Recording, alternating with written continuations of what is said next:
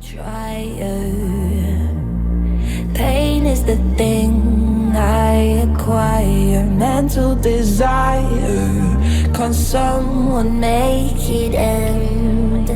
Hello tout le monde, on est dimanche 30 avril. Donc là je reviens du sport parce que j'ai réussi à me motiver pour aller à la salle ce matin seule puisque mon mec est pas, enfin voilà, il était parti à un mariage. Donc voilà, donc je me suis réveillée, heureusement je me suis réveillée avant mon réveil, donc du coup j'étais en mode c'est un signe, je peux y aller parce que ces derniers temps j'étais tellement fatiguée que le matin quand je me réveille... Alors oui, de base, je fais des grosses nuits, mais j'avais du mal à me coucher en fait tôt.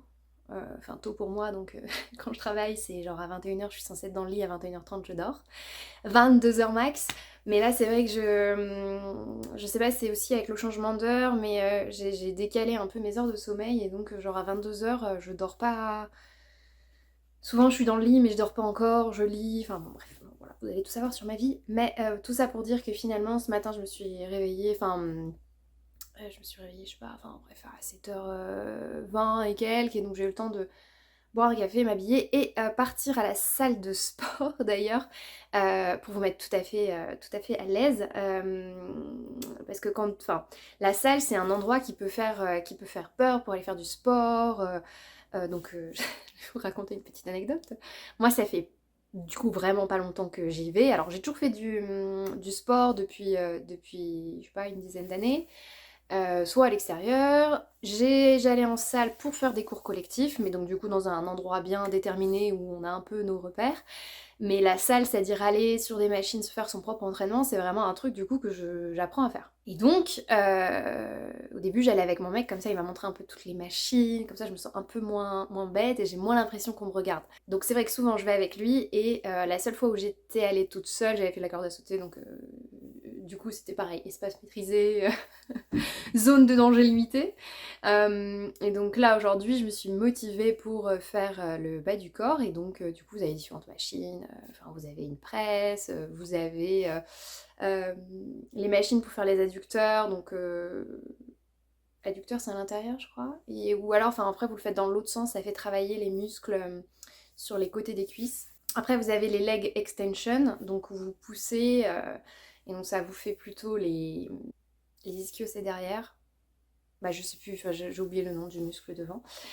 Et donc à un moment il y avait une machine, c'est leg curl, et donc en fait le but c'est que vous appuyez pour faire travailler les ischios, donc du coup les muscles qui sont derrière vos cuisses en gros. Et alors je ne sais pas si la machine elle était déjà déréglée avant ou pas, parce que clairement j'avais pas à regarder spécifiquement, mais donc je règle ma machine et je vais pour faire mes exercices, et je me dis c'est bizarre, il y a du poids mais c'est vachement vide, enfin genre je pousse à vide. Et en fait, le truc était complètement sorti. Alors, je sais pas si c'est moi en essayant de régler la machine que du coup j'ai mis zéro pression et que du coup le câble est sorti du gond. Et sur le coup, j'étais en mode c'est moi qui ai fait ça, ou donc je ne sais pas si c'était moi ou pas. Mais quand même, mon réflexe avant ça aurait été, enfin vous savez, le réflexe de tout le monde de se barrer en courant en se disant faites que personne m'ait vu.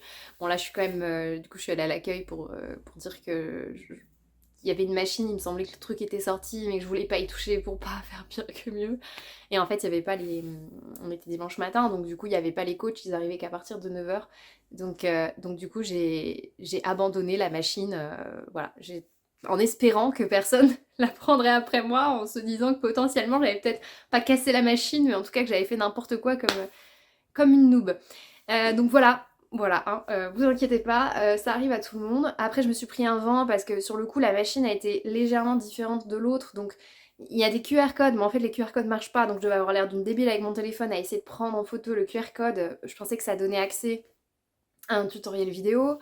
Euh, En fait le truc c'est que selon les salles où vous êtes, les machines, genre je sais à peu près globalement comment... Ah, ça c'est mon chat. Globalement je sais comment elles fonctionnent, mais selon les salles, vous n'avez pas les mêmes types de machines, donc pas les mêmes réglages au même endroit.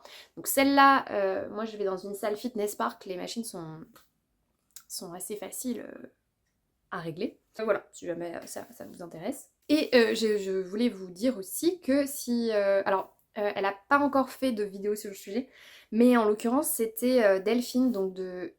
Alors elle a changé la chaîne, mais c'est Delphine Philécréa, ou je crois que son compte Instagram elle a changé, elle a mis Delphine et ses monstres, ou je sais plus exactement, je vous mettrai le lien en barre d'infos. Et c'était elle, donc elle coud, etc. Enfin, je la suivais pour ça. Je l'ai découverte notamment parce qu'elle a fait toute une vidéo sur construire son dressing avec la méthode Drest et la méthode d'I.Am. Pattern, il me semble. Elle expliquait notamment qu'elle s'était mise à la musculation très récemment, et donc en fait le fait qu'elle en parle de manière régulière, bah, c'est ça aussi qui m'a donné impulsion, et je me suis dit bon ben il n'y a pas de raison, enfin tout le monde peut s'y mettre, enfin voilà, parfois le fait que ce soit des gens qu'on suive, qui nous inspirent un petit peu, fait qu'on arrive à sauter le pas. Raison pour laquelle aussi je vous parle du sport, parce que bah on sait jamais, peut-être que le fait que je parle de sport bah, va vous donner envie de sauter le pas, ou en tout cas peut-être vous, j'allais dire vous décontracter, c'est pas le bon terme, mais vous déstresser, enfin bon, voilà, on est dimanche.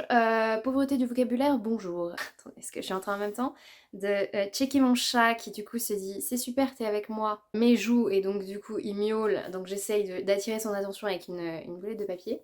Sinon, deuxième chose dont je voulais vous parler, qui n'a rien à voir encore pour l'instant avec la couture, c'est ceci. Donc L'Or Olympus, c'est le tome 2 qui est publié chez Hugo BD, mais en fait cette autrice, donc Rachel Smith, je sais pas comment on dit, c'est une autrice que vous retrouvez apparemment sur internet et qui met sa BD à disposition sur Webtoon ou quelque chose comme ça, donc normalement c'est gratuit. Moi il se trouve que j'en avais entendu parler par les mots de l'imaginaire, donc du coup c'est une chaîne que je vous recommande si vous aimez les lectures de l'imaginaire, donc tout ce qui est SFFF, c'est-à-dire science-fiction, fantasy fantastique, qui moi est un de mes genres de prédilection absolue. Bah, vous pouvez pas voir, mais derrière il y a ma bibliothèque, et c'est vraiment un genre que j'affectionne tout particulièrement. Plus fantasy d'ailleurs que le reste, mais ces derniers temps je me suis un peu mise pardon, à la science-fiction par l'intermédiaire du genre post-apocalyptique, enfin, vous savez tout ce qui est du style The Walking Dead, etc. En fait je voulais vous en parler parce que c'est une réécriture mythologique, donc c'est une réécriture du mythe d'Hadès et Perséphone. Alors évidemment librement réécrite parce que quand même à l'origine, rappelons que Perséphone c'est censé être la nièce d'Hadès, hein, donc dieu des enfers, donc bonjour l'inceste et compagnie, mais pour l'instant la réécriture est plutôt bien faite, il y a un côté mythologie bien, enfin intéressant, c'est intéressant de voir comment ça a été repris, et en fait à travers l'histoire des personnages, il y a des thèmes plus modernes qui vont être abordés, alors c'est pas des termes toujours très joyeux, mais il y a la question des relations toxiques, la question du traumatisme. Alors c'est relativement mis à distance, parfois sous-entendu, comme les dessins pour le volume 1 et volume 2 sont quand même, enfin d'après ce que moi je les trouve parfois un peu brouillons dans ce que les vignettes essayent de transmettre, et Lorraine, donc de la chaîne des mots de l'imaginaire, avait dit que au fur et à mesure son style de dessin, etc. s'affinait, s'affûtait. Bon voilà, vu que là c'était ses premiers dessins sur l'histoire, ça explique que, parce que je pense qu'elle n'a pas retravaillé pour la publication, mais ça explique du coup qu'il y ait peut-être certaines vignettes, certaines pages qui sont un peu, qui peuvent paraître un peu brouillonnes. Moi j'avais lu le volume 1 et j'avais bien aimé, mais sans plus, et là je l'ai relu pour attaquer le volume 2, et j'ai beaucoup plus apprécié, je suis beaucoup plus rentrée dans l'histoire et dans la manière dont la mythologie était utilisée. Donc par exemple les enfers, c'est pas du tout les enfers tels qu'elles sont représentées traditionnellement, mais c'est intéressant. C'est intéressant, voilà. Bon, en gros, c'est une histoire d'amour. Alors ici, dans l'histoire, il n'est pas mentionné du coup que Perséphone et Hadès, enfin, ont des liens de famille, hein, donc je sais pas exactement à quel point ça va être écrit. Je le mentionne quand même parce que en ce moment, c'est un mythe de la littérature qui est beaucoup réécrit sous forme de romance. Il y a notamment alors je l'ai pas lu, hein, mais une romance qui s'appelle Hadès et Perséphone, et il y a 3 tomes. Et c'est vrai que sur le coup, je dis c'est toujours un peu gênant de réécrire une histoire où on sait qu'à la base c'est de l'inceste, et puis que on sait pas trop, selon les versions, Hadès, enfin disons que la question du consentement elle est pas trop respectée, qu'on est plutôt proche du viol que d'autres choses, donc c'est vrai que je trouve ça toujours un peu ambigu. Après c'est intéressant de voir aussi comment on peut se saisir des histoires qui traversent les siècles, voire les millénaires, et comment elles nous inspirent à chaque époque. Mais voilà, si vous êtes friand de mythologie et de réécriture mythologique, ça peut vous intéresser. Et Alors, je vais pas critiquer un bouquin que j'ai pas lu, mais c'est vrai que c'est d'après ce que j'ai compris, en tout cas de ce que j'ai entendu sur YouTube de personnes que je suis et en qui voilà, à qui je me fie, j'ai l'impression que c'est quand même enfin, plus subtil et mieux traité. C'est 24,95, mais je pense que vous les trouvez facilement en occasion sur Gibert, etc. Le tome 3 est déjà sorti et je crois que le tome 4 sort en juin, si je dis pas de bêtises. Mais une fois encore, vous pouvez les trouver sur internet. Alors moi, j'ai pas été regarder, donc je, je peux pas vous en dire plus. Sinon, avant que j'aille me laver et peut-être profiter du dehors, parce que là, il fait ciel bleu. Non, parce que quand même, moi je m'étais dit, genre, je suis en vacances en dernière zone, il va faire beau, il va faire beau, il va y avoir du soleil, on va être fin avril, début mai, souvent il fait beau. Et donc, je pense que non, toute la semaine et tout, quand je regardais la météo, c'était pluie, ciel gris, et ok, il fait relativement doux, mais enfin, on a plus l'impression d'être en zone tropicale qu'autre chose, donc c'était pas ce que j'avais souhaité. Donc là, je me dis, il y a un peu de ciel bleu, je vais en profiter au cas où le ciel bleu disparaîtrait. Je vais emmener un projet avec moi dehors, parce que j'aime bien tricoter dehors. Et donc ça va me permettre de vous montrer mon avancée. Alors j'essaye de tenir mes aiguilles parce que du coup c'est toujours un cliquetis désagréable. Donc je vous avais montré mon pull Magnolia Sweater avec une manche de fête. Et donc hier j'ai monté et tricoté ma manche. Juste pour vous donner un ordre d'idée, je pense que c'est ce que j'ai tricoté. Alors j'ai pas tricoté non-stop hier, mais grosso modo j'ai majoritairement tricoté toute la journée. Donc ça vous dit à quel point j'avance pas vite. Alors j'ai l'impression que là, le Magic Loop est moins pénible à faire et que c'est plus fluide. Et donc il doit me rester, je pense qu'il doit me rester, je sais plus, une quinzaine de rangs avant de faire les diminutions et le cuff, le poignet. Mais donc voilà. Et alors ce qui est intéressant, c'est que du coup la laine, je l'ai réutilisée. Donc vous voyez qu'il y a un aspect très irrégulier.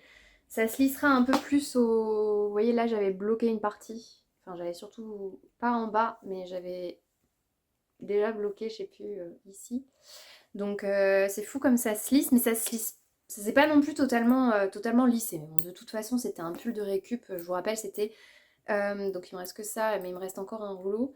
Mais c'était de la laine que j'ai récupérée d'un pull que finalement je ne portais pas. C'est de la laine Fonty, je ne l'ai pas précisé. Et c'était une grosseur, en fait c'est une grosseur que j'avais achetée exprès pour l'autre pull, mais donc après, me rendant compte que je portais pas le pull, j'ai eu beaucoup de mal à trouver un modèle qui utilisait un fil de grosseur équivalente. Et là je vous avoue que c'était un peu fait à l'inspiration pour le Magnolia Sweater. Je l'ai essayé hier.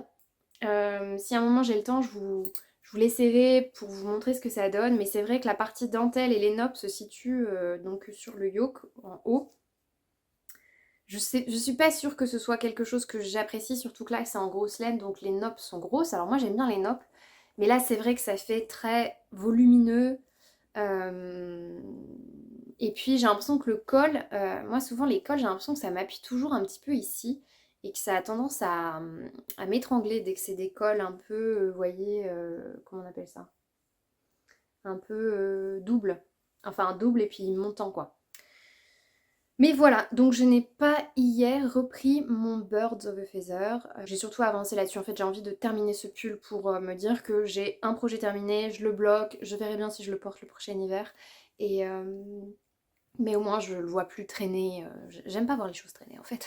Sinon, ma mère m'a envoyé des captures d'écran du livre de la bien-aimée pour que je vois en fait s'il vaut mieux l'acheter en anglais ou en français. Et d'ailleurs, je remercie, enfin, je pense pas que Camille va passer par là, mais je remercie donc Camille de The Woolen Sun qui m'a envoyé juste une capture d'écran d'une page du livre en anglais.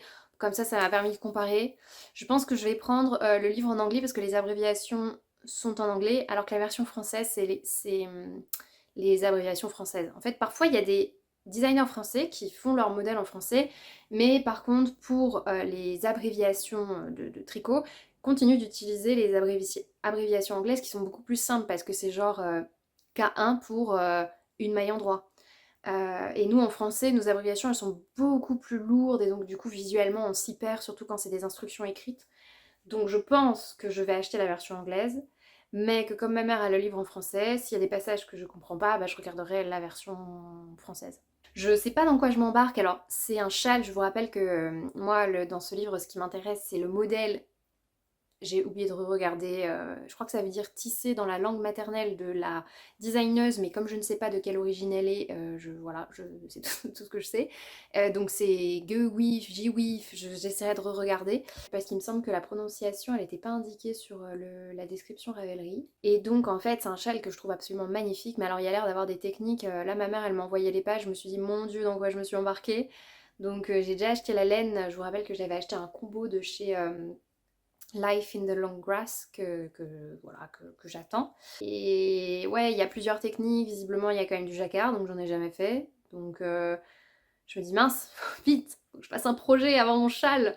Ou alors peut-être que le châle sera l'occasion pour moi d'apprendre à faire du jacquard à plat. Ouais, enfin c'est... Alors, il y a plusieurs sections, donc je pense que ça permet d'appréhender morceau par morceau, mais ça va être un gros morceau quand même. Je me suis toujours pas décidée pour les patrons d'atelier Émilie. Là, il y a deux choses que je veux faire de chez elle. Il y a le top Cadaqués et elle a sorti aussi un petit débardeur récemment, mais alors du coup c'est en mérino tencel. Bon, j'attends de toute façon de recevoir ma laine de chez Katia, donc un mélange coton mérino et je verrai bien parce que j'ai pas envie de payer de la laine de teinturière indépendante, c'est ce que je vous disais, pour la simple et bonne raison que les coloris, je sais pas encore, enfin j'aimerais des coloris passe-partout. Et donc j'hésitais hier, c'est soit si la laine que j'ai me plaît, reprendre celle-là pour un deuxième projet, soit... Parce qu'en fait c'est des modèles quand même qui ont besoin d'une toute petite élasticité, donc si je prends un... Attendez, parce que mon chat en fait est en train de se... je change 2 minutes l'angle parce que mon chat est en train de faire sa toilette et donc comme c'est juste posé sur un trépied. Donc je disais que c'est pour ça en fait à la base que j'avais trouvé la Fonty qui semblait correspondre un peu à mes critères. Pour avoir un côté drapé. Et comme je le disais, les deux modèles d'atelier Émilie ont quand même besoin d'avoir une laine avec de l'élasticité parce que soit il y a l'aisance négative, soit... enfin, je pense que c'est plus pour le débardeur, pas pour le top Cadaqués, mais le petit débardeur qu'elle a sorti dont j'ai oublié le nom. Enfin voilà, pour l'instant je suis en pleine hésitation, donc tant que j'hésite, je n'achète rien. Il n'y a que chez, donc je l'avais dit, Florence, donc du style knitting. J'ai bien revérifié, elle propose des écheveaux mérino tencel en coloris neutre, donc c'est sans fard, c'est-à-dire qu'en gros c'est pas teinté. Et donc elle vend la laine avec beaucoup moins cher. Puisqu'elle n'est pas teintée. Et donc ça quand même c'est appréciable. Et en plus elle vend des demi-écheveaux. Donc ça permet vraiment éventuellement, quand vous êtes à 50 grammes près, plutôt que de vous dire il va me rester 50 grammes de laine et je sais pas quoi en faire, bah là vous pouvez éventuellement selon le projet acheter juste ce dont vous avez besoin, c'est quand même cool. Alors peut-être qu'en rapport prix ça revient plus cher parce qu'en fait je crois que sa base sans fard c'est 13 € et les 50 grammes c'est 8. Donc ça veut dire que la moitié est quand même plus chère au kilo. Enfin vous voyez que... je sais pas si c'est clair, mais en gros, si vous prenez deux mini, enfin pas deux mini, si vous prenez 2 fois 50 grammes, ça vous revient à 16 €, alors que si vous prenez tout de suite les 100 grammes, ça vous revient à 13. Donc c'est quand même plus rentable selon les projets de prendre plus de... Enfin voilà, je vous laisse faire vos calculs et vos règles de 3. Mais voilà, je vous partage l'info parce que j'ai trouvé ça bien. Et puis c'est vrai que Florence, c'est quelqu'un que j'apprécie beaucoup. Enfin, j'apprécie beaucoup. Je la connais pas, mais je suivais à un moment ces podcasts. C'est vrai que ces modèles, je les ai jamais tricotés parce que il y a toujours un truc qui me convient pas trop dans les modèles. Donc, enfin, c'est pas forcément des modèles qui me conviennent totalement. Mais c'est quelqu'un qui dégage une grande gentillesse et une grande douceur. Donc, et puis j'aime beaucoup les coloris qu'elle a choisis. Mais c'est vrai que j'aimerais bien les voir en vrai avant d'acheter ça sur internet parce que selon les bases, en fait, les coloris peuvent varier. Donc voilà, bah écoutez, on va s'arrêter là pour le moment. Je ne sais pas si je reviendrai aujourd'hui. Donc voilà, donc soit bonne journée, bonne soirée, soit à tout de suite.